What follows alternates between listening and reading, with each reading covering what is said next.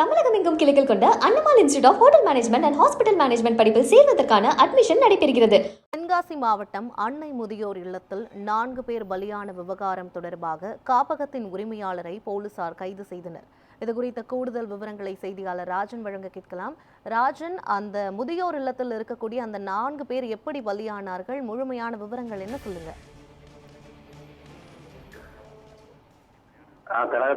அதாவது நேற்றைய தினம் தென்காசி அருகே உள்ள சுந்தரவண்டியபுரம் அன்னை முதியோர் இல்லத்தில் அதாவது சாப்பாடு அருந்திய ஒரு 4 பேர் உயர்ந்த நிலையில் மேலும் ஒரு 55 பேர் அந்த முகாமில் உள்ளவர்கள் தென்காசி அரசு மருத்துவமனையில் சிகிச்சை பெற்று வருகின்றனர். இந்த சம்பவம் தொடர்பாக சாம்பூர் வடகரை போலீசார் வழக்கு பதிவு செய்து தற்போது விசாரணை நடத்தி வருகின்றனர். நேற்றைய தினம் அந்த அன்னை இல்லத்துக்கு அதிகாரிகள், வருவாய்த்துறை அதிகாரிகள் தற்போது சீல் வைத்துள்ளனர். மேலும் தொடர்ந்து விசாரணை என்பது நடைபெற்று வருகிறது. அதனைத் தொடர்ந்து அந்த அன்னை இல்லம் நடத்தி வந்த ராஜேந்திரன் என்பவர் தற்போது கைது செய்யப்பட்டு அவர் மீது வழக்கு பதிவு செய்யப்பட்டுள்ளது.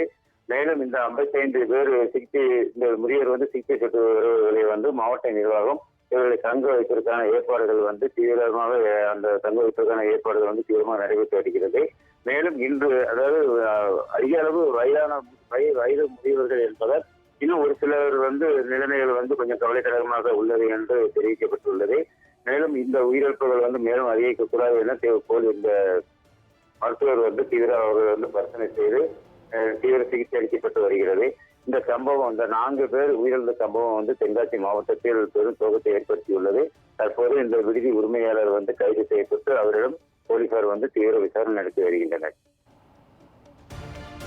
விவரங்களுக்கு நன்றி ராஜன்.